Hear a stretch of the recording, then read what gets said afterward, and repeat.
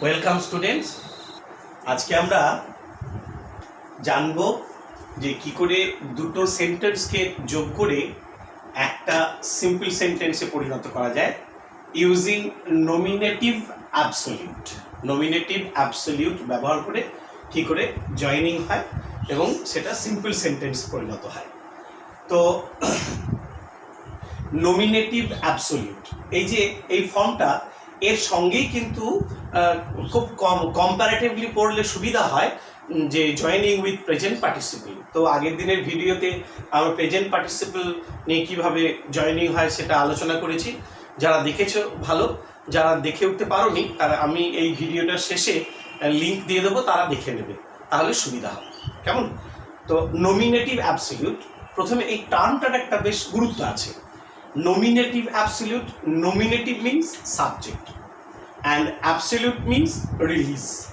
তো nominative absolute মানে সাবজেক্টকে release করা অর্থে কি না ওই সেন্টেন্সে সাবজেক্টটা যে সাবজেক্ট হিসাবে রয়েছে সেই সাবজেক্ট হিসাবে তার যে ফাংশন বা তার যে প্রভাব, সেই প্রভাব থেকে রিলিজ করাটাই হচ্ছে নমিনেটিভ অ্যাবসলিউট। বাদ দেওয়া নয়, কিন্তু রিলিজ করা মানে সাবজেক্টটাকে অমিট করা নয়, সেটা বর্তমান থাকবে সেন্টেন্সটার মধ্যে, কিন্তু সেটা আর সাবজেক্ট থাকবে না। It will be no longer the subject of the sentence. Okay, ঠিক আছে। তো নমিনেটিভ অ্যাবসলিউট, তো আমরা এবার আলোচনা করব প্রথমে কন্ডিশনস অফ ইউজ, কখন আমরা নমিনেটিভ অ্যাবসলিউট ব্যবহার করব। তো আমাদেরকে দুটো সেন্টেন্স দেওয়া হচ্ছে, সেন্টেন্স 1, সেন্টেন্স 2।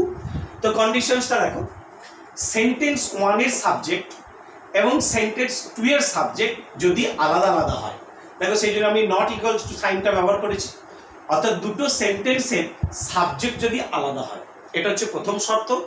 দ্বিতীয়টা হচ্ছে যে একটা সেন্টেন্স 1ই আমরা বেশিরভাগ ক্ষেত্রে পাবো যদি রিজন বা কজ মানে কারণ থাকে, আর সেন্টেন্স 2তে রেজাল্ট থাকে। অর্থাৎ দুটো সেন্টেন্স পারস্পরিক কারণ এবং ফলাফল এই সম্পর্ক যুক্ত হয়।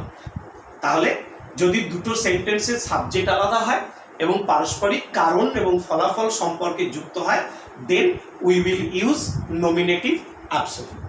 কেমন?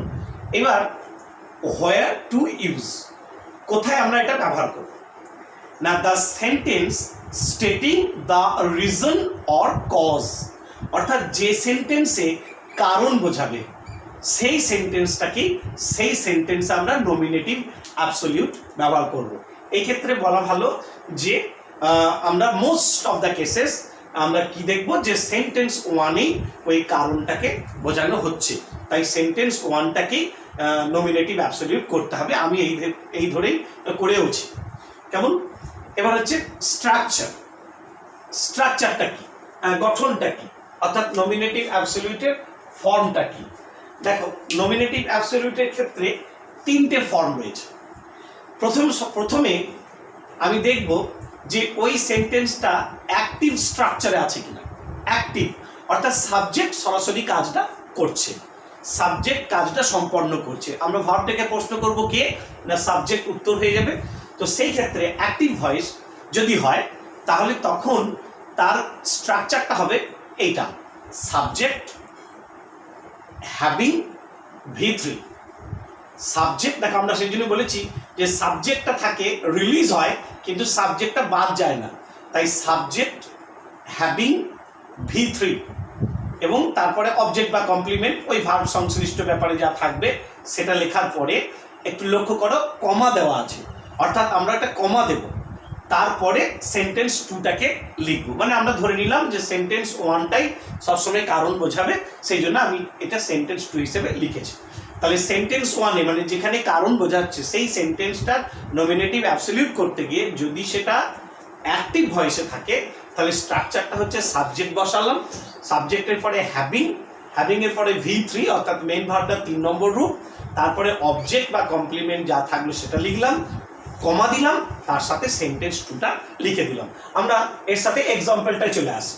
দেখো প্রথম এক্সাম্পলটা, the teacher entered the class, the students stood up।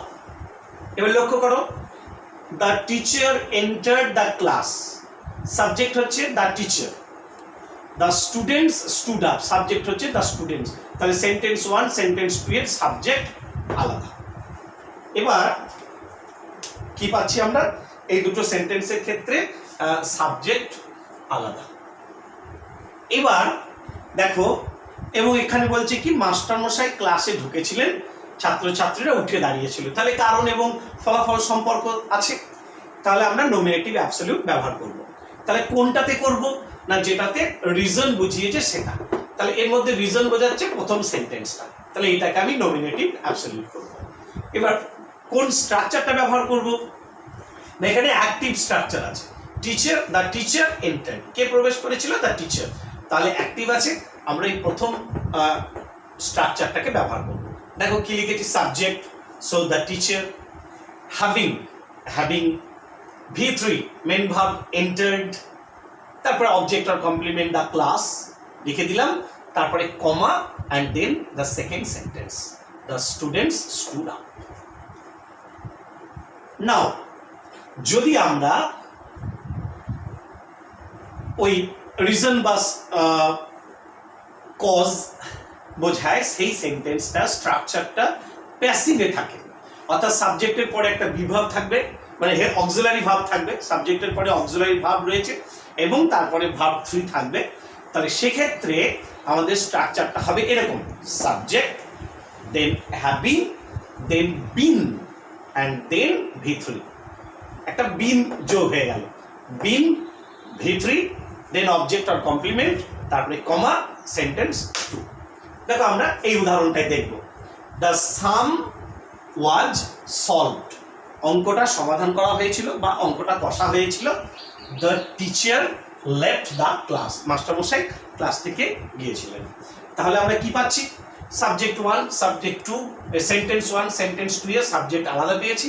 এবার স্ট্রাকচারটা কি পাচ্ছি না, এটা হচ্ছে passive voice. The some was solved, অঙ্কটা করা হয়েছিল, অঙ্কটা সমাধান করে না, অর্থাৎ অঙ্কটা তার নিজে নিজেকে সমাধান করে না, অঙ্কটা সমাধান করা হয়, তোমরা জানো প্যাসিভ ভয়েস স্ট্রাকচার।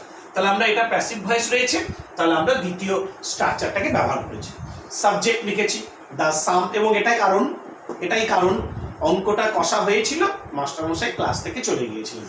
তো দেখো করছি কি, the subject, the sum, then having, having, been, been, V3, solved এখানে হয়েই আছে যেহেতু প্যাসিভ, সলভড, অবজেক্ট বা কমপ্লিমেন্ট এখানে আর কিছু নেই, তাই কমা দিয়ে সেকেন্ড সেন্টেন্সটা, the teacher left the class.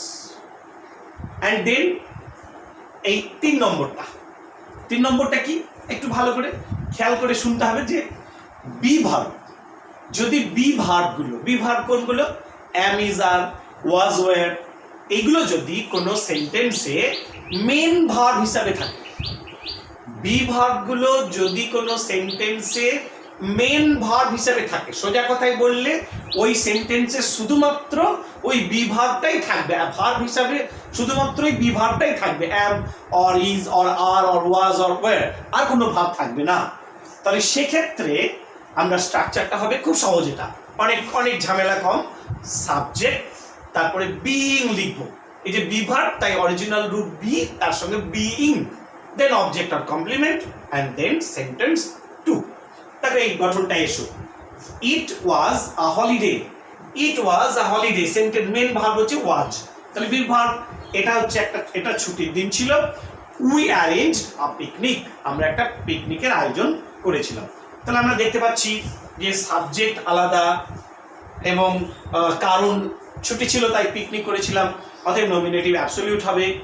এবং এখানে কারণ বোঝাচ্ছে প্রথম সেন্টেন্সটা, এখানে মেন ভার্ব আছে বি ভার্ব, যেটা মেন ভার্ব সেটা হচ্ছে একটা বি ভার্ব, তো আমরা সেই স্ট্রাকচারটাকেই ফলো করেছি। Subject it, then being, object R complement আছে আ হলিডে, কমা দিয়ে সেকেন্ড সেন্টেন্সটা উই অ্যারেঞ্জড এ পিকনিক। ঠিক এটা আবারও বলবো যে নমিনেটিভ অ্যাবসলিউট এবং প্রেজেন্ট পার্টিসিপল এই দুটোকে একটু কম্পারেটিভলি স্টাডি করলে খুব সুবিধা হয়, দুটোকে পাশাপাশি রেখে একসাথে তুলনা করে পড়তে হবে। আমি একটা জাস্ট সাম আপ করে দিই যে আমি পাচ্ছি যে প্রেজেন্ট পার্টিসিপলের ক্ষেত্রে আমরা কি পাবো না, দুটো সেন্টেন্সের ক্ষেত্রে সাবজেক্ট একই থাকে, কিন্তু নমিনেটিভ অ্যাবসলিউটের ক্ষেত্রে দুটো সেন্টেন্সের সাবজেক্ট আলাদা আলাদা থাকে। এটা হচ্ছে মূল পার্থক্যটা। তো আবারও বলছি, ভিডিওটার শেষে লিঙ্ক দিয়ে দিচ্ছি, আগেরটা দেখে নেবে। এবং এই ভিডিওটার শেষে এই নমিনেটিভ অ্যাবসলিউট দিয়ে জয়েনিং করার কিছু ওয়ার্কশিট দেওয়া থাকছে। তোমরা ভিডিওটা ভালো করে দেখার পর, খুব ভালো করে দেখার পরে ওই ওয়ার্কশিটে দেওয়া প্রশ্নগুলোর উত্তর করবে।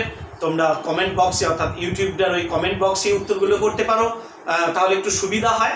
আবার হোয়াটসঅ্যাপেও পাঠাতে পারো। Thank you.